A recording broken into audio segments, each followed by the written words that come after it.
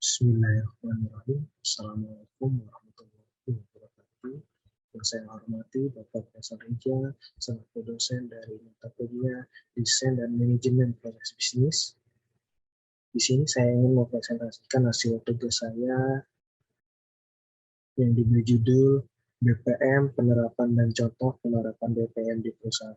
Sebelumnya izinkan saya untuk memperkenalkan diri saya. Perkenalkan nama saya Kanannya dengan NIM 2009 116005.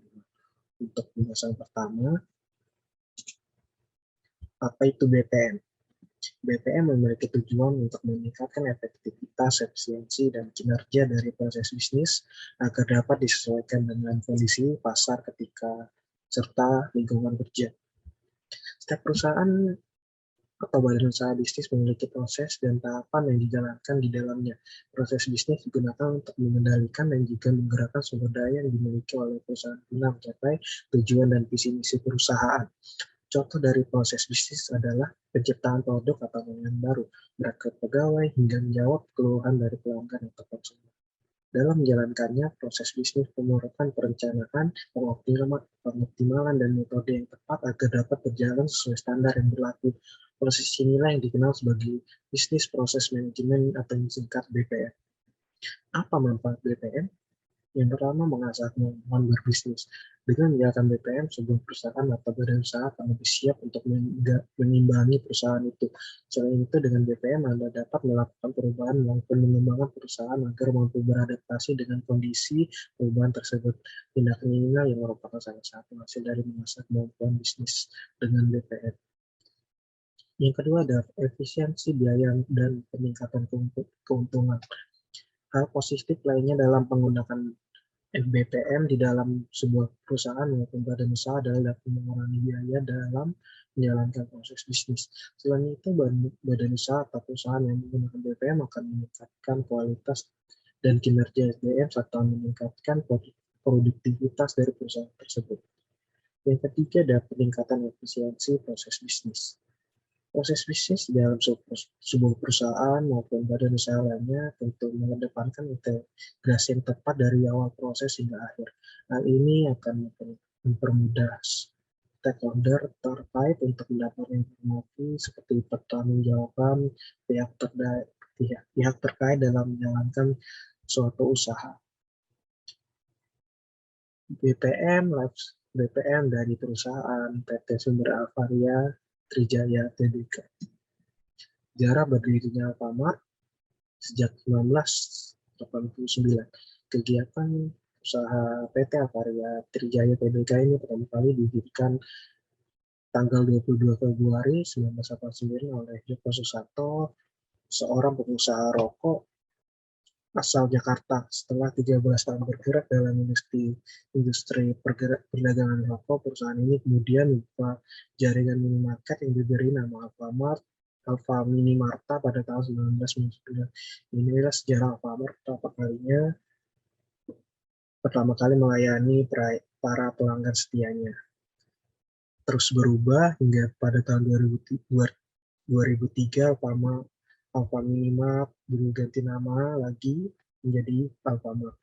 Dengan trademark Alfa yang kini sahamnya dimiliki oleh AM Sempurna sebesar 70% dan PT Mantara Apindo 30%.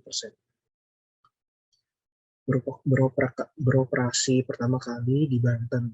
Secara perdana dibuka di Jalan Beringin Jaya, Karawaci, Tangerang, Banten. Setelah 4 tahun beroperasi, barulah Alfamart Minimarket secara resmi berganti nama menjadi Alfamart. Memiliki puluhan ribu gerai. Alfamart memiliki 10.606 jaringan minimarket yang terdiri dari minimarket milik sendiri sebanyak 7.596 unit dan minimarket bentuk kerjasama waralaba sebanyak 3.000-an. Semua gerai tersebut tersebar di beberapa tempat di berbagai kota. Setelah sukses di Indonesia, Alfamart melakukan ekspansi ke negara tetangga Filipina. Alfamart berhasil membuka cabang 1.000 mereka di Filipina dan menambah cabang minimarketnya lebih banyak lagi di wilayah yang terdapat di Filipina. Terdapat 3 metode bisnis yang yang diterapkan oleh ada sumber Alvaria Trijaya. Yang pertama ada mekanisme planning. Planning merupakan sebuah perencanaan dan pengendalian inventory stok, persediaan barang, dagangan dari perusahaan retail yang dilakukan dengan cara menyeimbangkan antara ekspektasi target pelanggan dan strategi perusahaan. Yang kedua ada penerapan pricing strategi, kebijakan perusahaan dalam menetapkan harga jual produk mereka. Yang ketiga ada penerapan promosional strategi, bagian dari bauran pemasaran bersama dengan produk, tempat, dan harga. Ini menjadikan elemen yang penting membuat bisnis Anda berjalan dengan jangka panjang.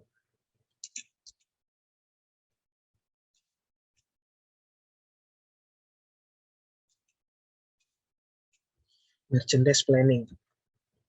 Alfamart sebagai salah satu retail terbesar di Indonesia dalam format minimarket dengan menyediakan beragam jenis barang dengan mutu yang baik dengan harga kompetitif. Alfamart menyediakan barang-barang lebih dari 5.000 SKU yang meliputi produk kebutuhan rumah tangga dasar sehari-hari.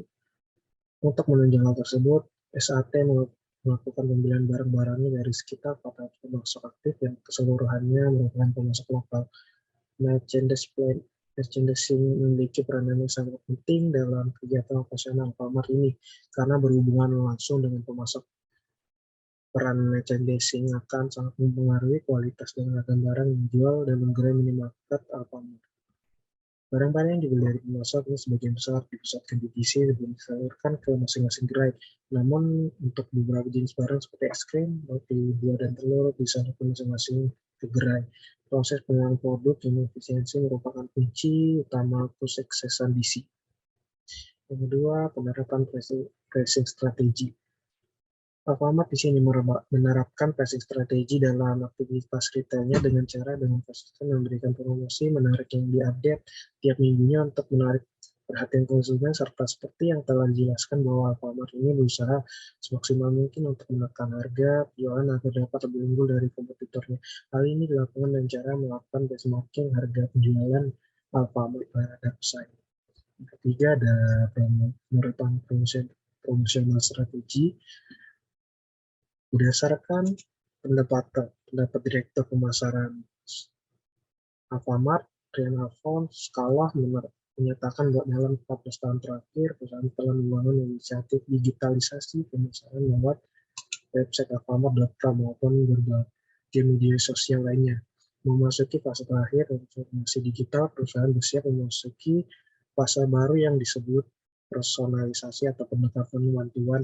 Idenya menggabungkan jaringan offline atau luring terhadap saluran digital untuk memberikan pengalaman pelanggan yang terintegrasi demi memenangkan hati pelanggan, karena efisiensi dan layanan adalah kunci untuk menjadi pemenang di bisnis retail.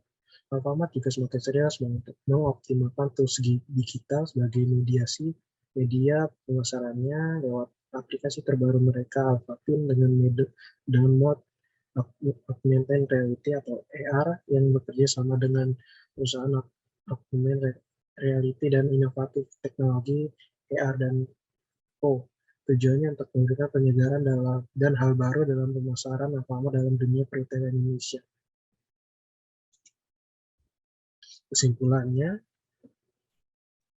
analisis SWOT yang dilakukan dapat disimpulkan bahwa Alfamart memiliki kekuatan seperti program khusus member yang menarik minat konsumen dalam berbelanja, sarana dan prasarana yang tersedia dengan baik dan memberikan kenyamanan kepada konsumen, kelengkapan atribut promosi sehingga memudahkan konsumen dalam melakukan transaksi belanja.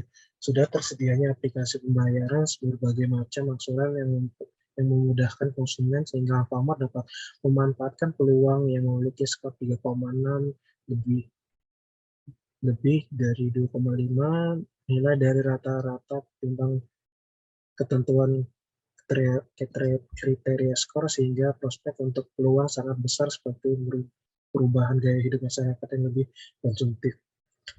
Indikator kekuatan memiliki skor 2,74 lebih dari 2,5 nilai rata-rata tertimbang penentuan kriteria skor, sehingga langkah-langkah untuk kemajuan bisnis kemajuan bisnis dengan memanfaatkan kekuatan dan peluang yang dimiliki toko Alfamart saat ini, diantaranya melakukan pemahaman yang lebih pada keinginan konsumen terhadap pelayanan yang sudah menjadi standar di toko Alfamart, seperti memberikan informasi secara spesifik terhadap keuntungan yang diperoleh konsumen ketika memiliki kartu member Alfamart, mempromosikan kepada konsumen kemudahan dalam membayar berbagai macam cicilan di luar.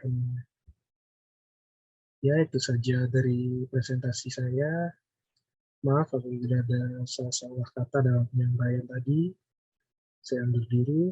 Assalamualaikum warahmatullahi wabarakatuh.